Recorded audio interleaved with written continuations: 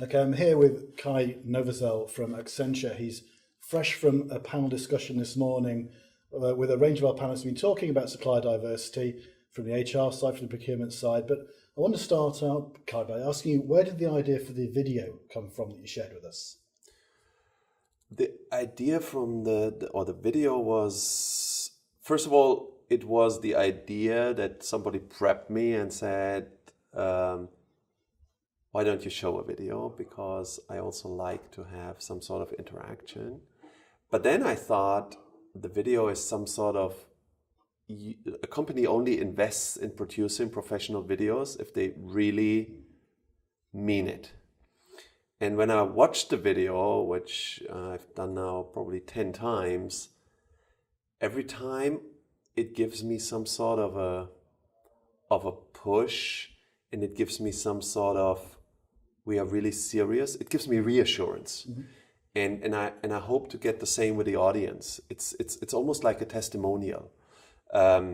It's not just marketing material. It's also on YouTube, so everybody can download. It's not even an Accenture video, but it is white labeled. And we as a company see a lot of power in using this type of videos to bring messages across. There's also another one which I find extremely powerful, and that is a Pierre non-term video.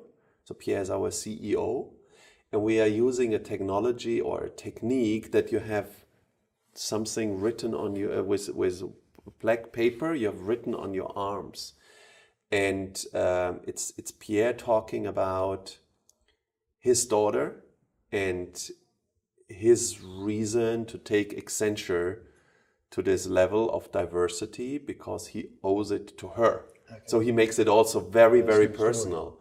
And this videos, somebody came after it and said he was almost crying, but it brings some emotions into a topic that is hardcore business, but it gets a message across when it's also emotional. So that's a little bit how the idea came and why we are using quite often this type of techniques.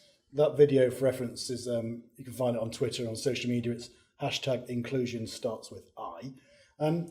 I've read from you a few interviews. You want to break the mould of procurement. Do you want to talk to us a little bit about how you intend to do that and why it needs breaking in the first place? Oh, this is now for another hour.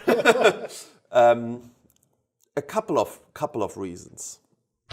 First of all, I think procurement is a function that really is at the core of a company's transformation. But a lot of leaders in procurement still, in procurement as well as in companies, rather seeing it as a exercise that starts with, we know the supplier, we negotiate with the supplier, we need to put a legal contract in place, and then we manage a relationship. And I personally believe that is something, number one, that can be done in the next years by digital technology. So there is not even a human factor in negotiations anymore. Nor do I think it is the real value a function can bring. Because if you think about how many suppliers I'm meeting, and I don't like the word suppliers, how many partners I'm meeting, how many other procuring organizations I'm meeting, how many platforms I'm participating in to talk about new ways of ideas disrupting. And then combine it with the changes my company is going through every day. We publicly state that we rotated 60% of our revenue from traditional core Accenture business into new business. So if you think about what's demanded from my colleagues in the business to stay always competitive, I have a role, I'm seriously thinking I have a role to play with my team to enable them, to bring ideas to them. I don't need to bring a process to them. I need to bring ideas to them. I always like to use the word to say I need to bring competitiveness to them. And that is not foreseen in the current setup of a procurement function. That's why I think I want to break it, and I want to break it really in the most disruptive sense you could think of, and almost eliminate all traditional procurement activities from the relationship or in the people we're investing in, and rather have the technology done, and us really moving into the facilitation of the relationships. And that needs complete breakthroughs, that needs a complete different mindset. And that's also why we renamed my function, or we renamed the function from source to pay into procurement plus. And every time I'm on stage or whenever I talk to my people, I remind them of the plus. The procurement is what we are good at anyway.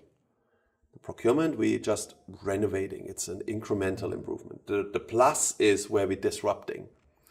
And that is also how I always spiel this story about procurement plus is we are more than procurement. It's the same like diversity is more than a tick box. So that's a little bit the idea, and that is why I see huge potential in this function. It's one of the functions where I think it's by far not leveraged. And you were saying there about supply diversity. It comes into the procurement. Your program is award-winning. It's won an award this year from Diversity Inc. for your supply diversity program. What tips could you give to other organisations out there about how to start? You've been doing it for a long time. You're experts at this, but how to start putting their own program into place? For me, it's so simple. Don't do it for marketing purposes. Doing it for a value. Okay. And the moment you have figured out the value, the moment the program starts. And then it doesn't become a program that is not, then it becomes a program that is lived. Then it's a program that is authentic.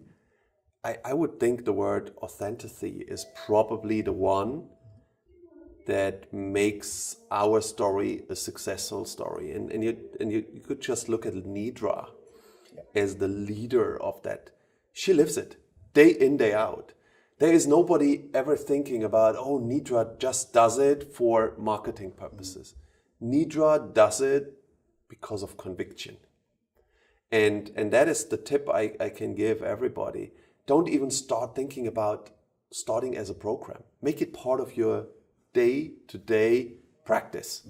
Then it becomes authentic. And what about the suppliers themselves? I mean, as you've been walking around today, maybe were you here yesterday as well? I was here yesterday. There's a lot of different organisations here, a lot of businesses, different sizes.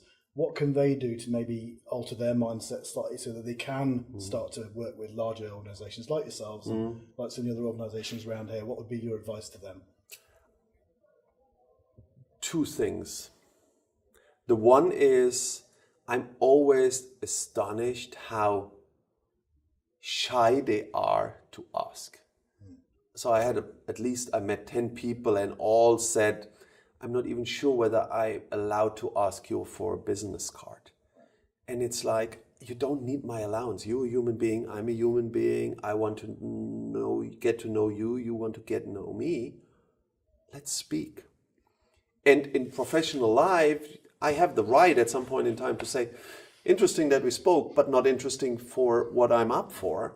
But that is not rude. That is just, hey guys, let's speak, and let's do that with non-diverse suppliers as well. There is a point where you reach a point where you think, that's not getting anywhere. So don't be shy is probably the one. The second one is also appreciate the constraints I'm in. And that is not constraints in terms of can I deal with you, but I'm a CPO of a corporate. And I'm a CPO of a company that has a brand value that is something you will never put at risk. And you should never put at risk, because that's also, we came to what's the role of procurement? It's also risk mitigation. So you need to also, as a diverse or as a smaller supplier where decision passes are with yourself. So I have an idea, I decide, I make. It might be different in my world. So I think one of the panelists said, be patient and patient. Yeah. You need to be patient and be proud to approach me. And I will never say no. And on the other hand, be patient that I need to see how it fits. And then it will be a perfect win-win. Okay. So it's win-win all the time. Just to conclude, what's been your overall opinion of MSDUK 2018? What's the atmosphere? It seems that there's a community out there when I've been walking around. You said it already. It is a human platform. And nice location, nice speakers, very interested people, also very interesting people. And I think the biggest thing that makes all the diversity conferences different than the typical conferences is people are here for a purpose. I've been to many procurement conferences, and they're all about showcasing yourself. It's like you need to meet people because you want to be relevant, you need to be seen. Here it's not about to be seen. Here it's about business. And it's about nice business. So it's not like I need to say hello even though I don't have to offer something. I have to say hello because I have a purpose. I think I can add value to you. Which this atmosphere here is a value-adding atmosphere, but a very human value-adding atmosphere.